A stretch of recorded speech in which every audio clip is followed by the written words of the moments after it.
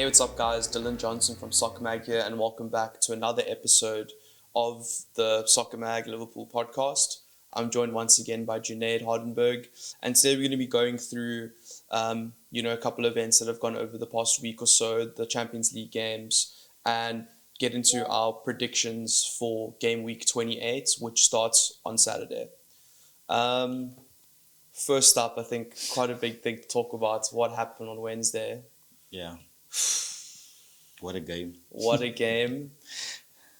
But I'm not going to lie. I don't think I was ever necessarily worried, but I haven't seen Liverpool dominated like that. I honestly can't remember. Yeah, you were worried before the game. Yeah, I was worried before, but I don't think it was actually crazy to watch how deep we were forced to play. Alisson pulling off that man of the match. If it wasn't for him, we could have taken 5 easily. Yeah, easily. I don't know what your overall thoughts on the game were to start off, but it was crazy. Yeah, so my initial thoughts when I saw how the game started was, okay, we're going to take this one easy, try to not concede as much goals as we can, and then maybe play on the counter. I don't think that any team's idea going into a game would be to just sit back and park the bus, especially Liverpool. But I think towards the middle of the game, I think especially when Indo came on, Slot kind of accepted that as the game was going on, that, okay, we'll take this 0-0. Yeah. And then obviously made the substitutions. Big shout out to Darwin Núñez and Harvey Elliott. Unlikely people. Yeah, unlikely. I think the two most criticized players at the moment. Those two. Definitely. Harvey Elliott especially, like with his whole, is he going to move on, is he going to stay? And then obviously Darwin gets it all the time. Yeah. But yeah, I think from watching that game, it's kind of felt like, not that Slot underestimated how good they were, but it was like he wanted to sit a bit deeper and play on the counter, like you said. And then it got to a point where it was like, we don't actually have another option here. Like, there is no other way we're going to be able to play against these guys because our midfield was completely dominated. Yeah. I think they were overwhelming us in the middle so much. They were so quick.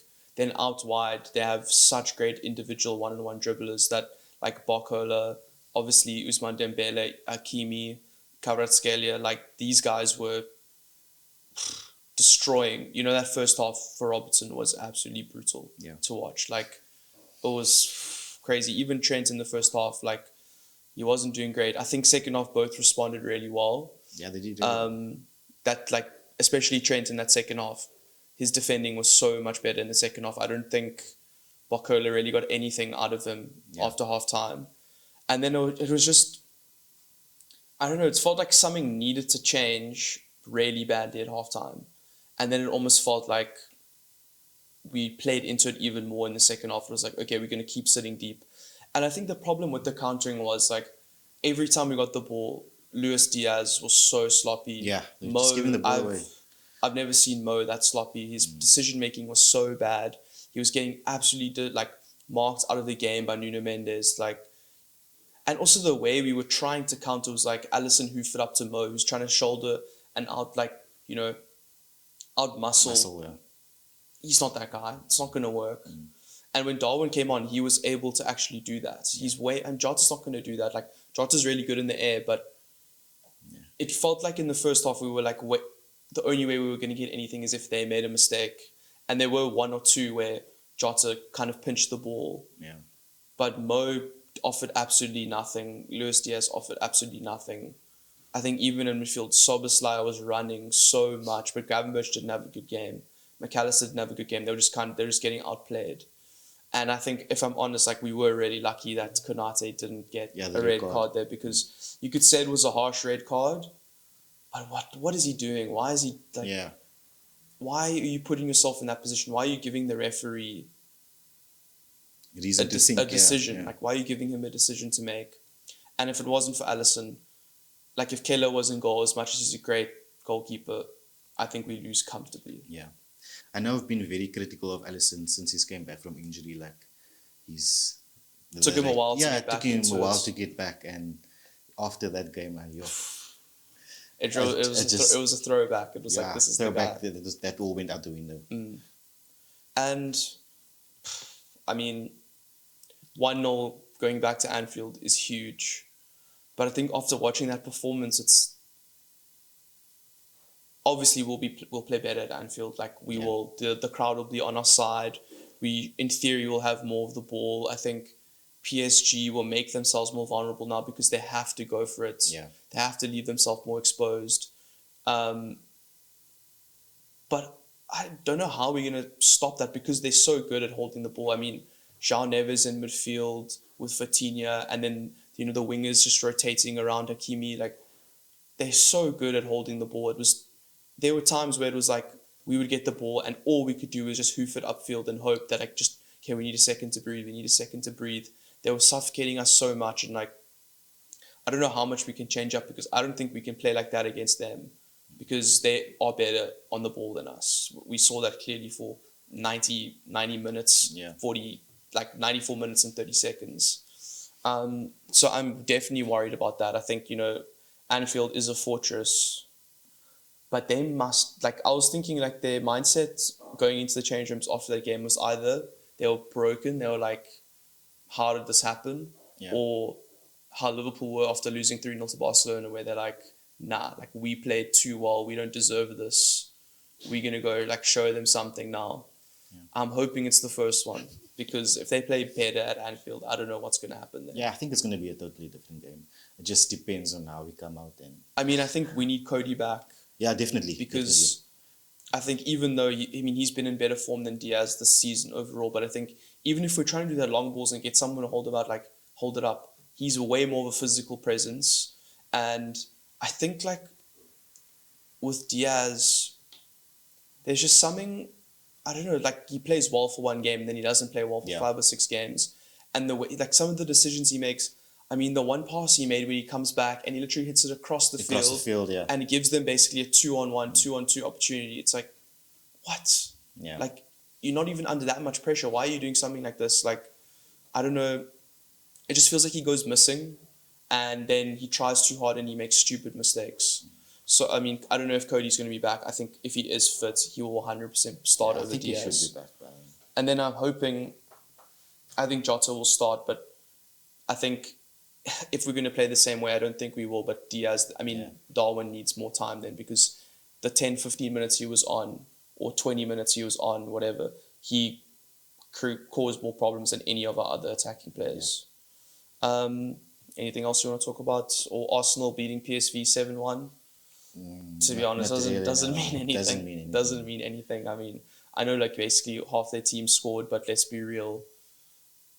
PSV beat Liverpool because we played our second team and we didn't care. We had already won. Like, I don't think PSV are that big. And it was interesting to watch like Arsenal fans so nervous before the PSV game. Like, PSV can do this, PSV can do that. We're so bad, whatever. Then as soon as they beat PSV, it's like, we can win this thing. We can win the Champions League. It's like, guys, be consistent. I know social media. Fans. I know social media is like not a true reflection, but it is just funny to look at those kind of reactions. Next up, we're going to be doing our predictions for Game Week 28, and there are a couple interesting ones here. First up, we have Forest versus City. I think this is going to be a good game. I know Forest have kind of tailed off for their form a bit. They've been dropping points. But City are vulnerable. It's at Forest. I could see a filthy sit-deep and counter-attack here. I could see Forest doing what they did against Liverpool, doing what they did against Arsenal. Yeah.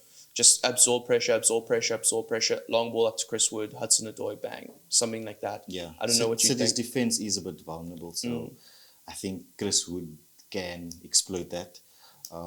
But I don't think they'll have enough for City. I think City is slowly improving their defence. Their attack is really, also really good. And Forest, like you said, they're on a dip. They haven't. I think they've won 1 in 5 in the last 5 games. So I'm thinking maybe it's going to be a difficult win for City if they take it, but I think maybe like a 1-0 maybe. I think I'm going to go for maybe like a... It's difficult because I think Forest are one of those teams where it's really tough to score against them, but if you do, it kind of feels like they just, concede like 5, like against Newcastle or whatever.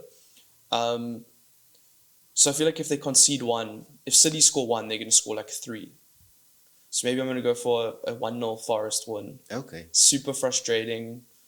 Haaland and Mamouche get flipping angry at each other or something. And just a counter-attack that seals it. I just have a feeling that's going to, I don't know. This is the game where Forest secure top 4 or something like that. I don't know. I think the other way. Okay. 1-0 to City. 1-0 City. Okay. Then we have Brighton versus Fulham, and that's quite an interesting game. Both teams, Brighton still in the mix if I look at the table. Yeah. Still in the mix for Champions League. And Fulham also pushing right behind, only 1 point behind. It's crazy that if 5th place is going to be Champions League this season, Chelsea on 46, Newcastle on 44, Bournemouth and Brighton on 43, then Villa and Fulham on 42. So it's heating up there, 100%, and then Forest and City on 48 and 47. So this is quite a big game, actually. I have to give it to Brighton at home, I think. I know Fulham have been good this season, but have to give it to Brighton at home. I think 2-1. Agree. My favourite scoreline. 2-1, agree, yeah. Yeah. Then Palace versus Ipswich. Nah, I don't think Ipswich get anything out of this. I think at best they get a draw. So? I'm going to give Palace, a draw. Yeah. I think at best they get a draw. I think they kind of due a performance. They've kind of also dropped off. Yeah. I think they were fighting to stay up, but now it's almost just out of their reach. It's 5 points, 6 points. So I'm going to go 1-0 Palace. 1-0 Palace. Even though the top scorers out? Yeah. I think even though Mateta's injured, I think they've been playing well enough. I think they've been playing well enough as a team. Yeah, 1-0. Okay. Nothing crazy. 1-0 Palace as well. Yeah, nothing crazy. Then Liverpool versus Southampton. And after watching that disgusting performance against PSG, I want a 3-0, 4-0 absolute destruction. Not sure if we're going to get it because I have a feeling that Stott will probably rotate a bit. I think he'll probably... I was thinking that actually. Probably put Curtis in. Not that it's much of a drop-off. Maybe put Tsimikas in. But I don't know. Maybe he goes super strong because he just wants to secure the league. Yeah. But I think that PSG game is so vital that... But how important is it though? Is it more important than the league? No, I just think it's more important than a home game against Southampton. I think that's I think you could probably play Tsimikas, you could play Curtis Jones, and I don't think the quality would drop off too much. Maybe a 2-0. Get the job done. 2-0, yeah. 2-0. Move on. Go to Wednesday. Is it Wednesday or Tuesday? I think it's Tuesday. PSG. PSG is on Wednesday. On Tuesday. Yeah. Saturday to Tuesday, that's a quick turnaround. Yeah. After that, we have Brentford versus Aston Villa. That's another good game. I think that's a tough one. Brentford usually like playing well in these kind of games, and Villa need the points desperately. They're starting to drop. They're 10th. I know I just said how close it is, but they're 10th in the table now. Brentford are only 4 points behind them. They get a win, and they're also themselves in the top 5 race.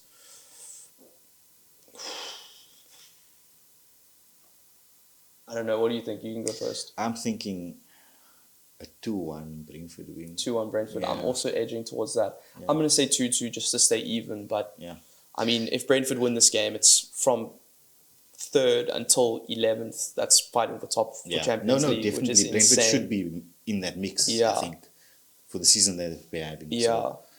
So I think Villa has just been a bit too inconsistent for me. No, 100%. Yeah. I think I think... especially after Champions League weeks, they drop considerably. They play really well in the Champions League and they come back and they're tired or they just don't have the same rhythm. I don't know what it is, but I feel like they always drop off after Champions League weeks. So 2-2, but you're going for 2-1 Brentford. I could see it. Final game of Saturday, we have Wolves versus Everton. Damn. I don't know how this is going to go. Cunha's banned, I'm pretty sure, for 4 or 5 games. So that means Wolves are out of this. I don't think Wolves are going to get anything out of this game. If he doesn't score, no one does. So maybe a 1-0, 2-0 Everton away win. Beto to score, something like that. I just don't see Wolves. Wolves don't keep clean sheets. And if Cunha doesn't score or create, they don't have anything. I'm going for a 3-0. A 3-0 Everton win. Damn. Okay.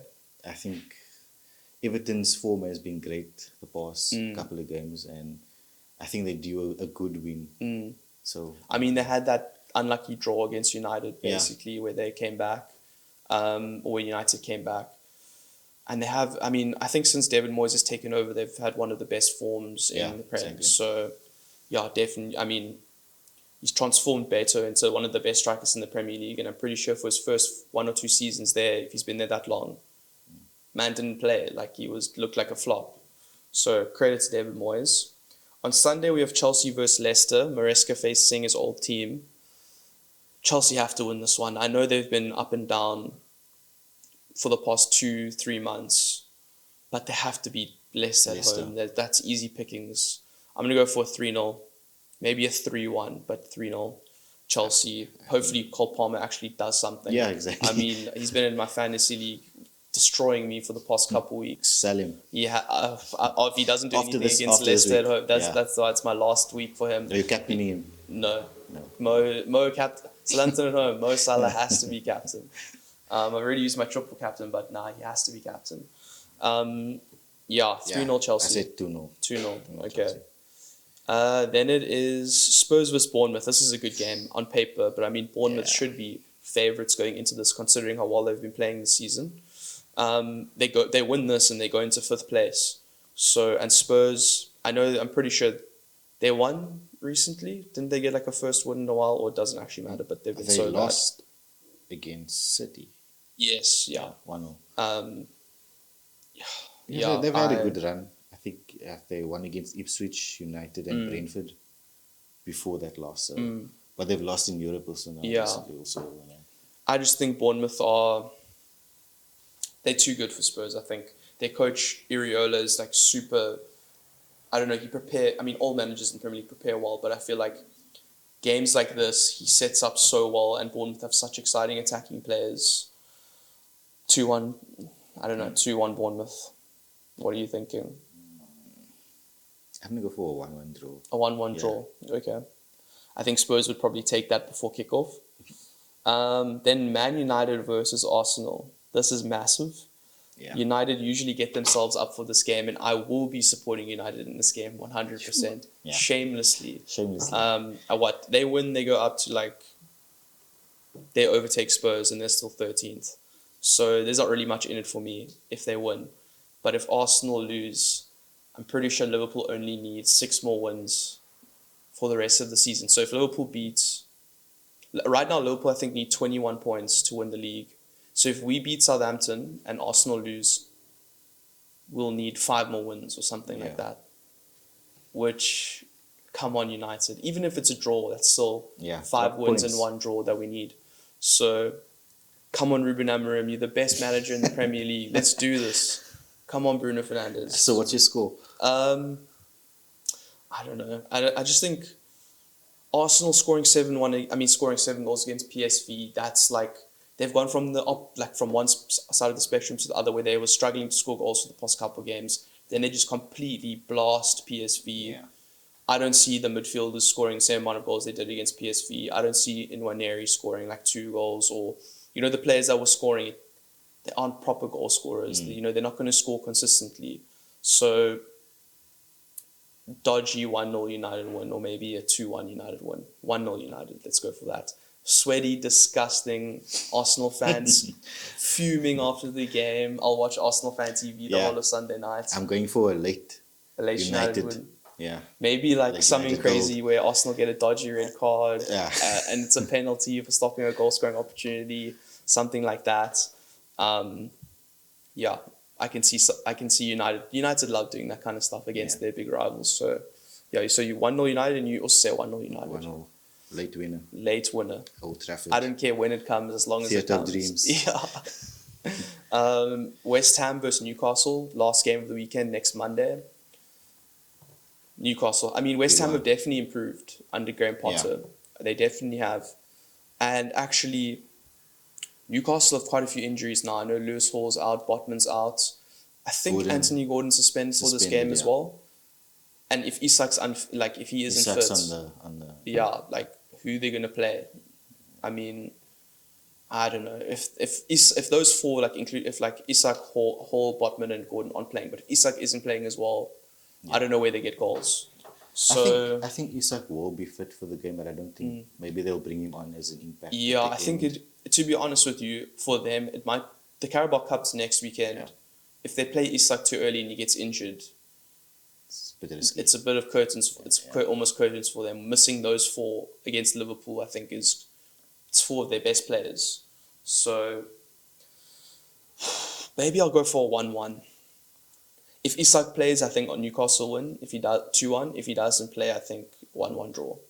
A lot So of I'm gonna faith in put an Isak. asterisk. Yeah. I think he's really good. It's So really good. what are you thinking? So what did you say? 1-1. 2-1 if Isak plays, 1-1 if he doesn't. So I'll put an asterisk on that. Okay. I'm gonna go for a 2-1 West Ham. Okay. Yeah. Crazy. I mean, I can see it. I think, like we said, missing those players. Missing Also, the players Newcastle as well. have been. These are the kind of games where Newcastle either demolish the team like 5-0 or they lose. So I don't think Newcastle risk this game. I think why? they, Like if they could win a trophy if they next could win a week. trophy, yeah. Yeah. Why And do they that? still, I mean, if even if they lose against West Ham, they've got some breathing room in that. They're 2 points off fifth. Why risk silverware, which Newcastle haven't won in a long time? Yeah. And Isak is, let's be real, if Isak isn't playing in the Carabao Cup final, Liverpool's chances go up Significantly. significantly. So why risk him for 3 points, which could be big in the long run? But I think even like they're still a good team. So why risk your best player, especially considering the other injuries and suspensions they have? Yeah. And so I think they Yeah. bring him on late into that game. Yeah, Just I to think get him if they up need to speed again. if they need a goal Yeah. of 20 minutes, put him on, but Yeah. don't start him. I don't think that's necessary. No. So guys, that's been Soccermag's episode, Liverpool episode, and predictions for game week 28. Thank you so much for joining me, Junaid. And thank you so much for watching, guys. Don't forget to like, comment, subscribe. We'll be super grateful. And as always, to let us know if you disagree or if we're stupid. Thanks for watching, guys. Thanks, Junaid. Thanks, guys.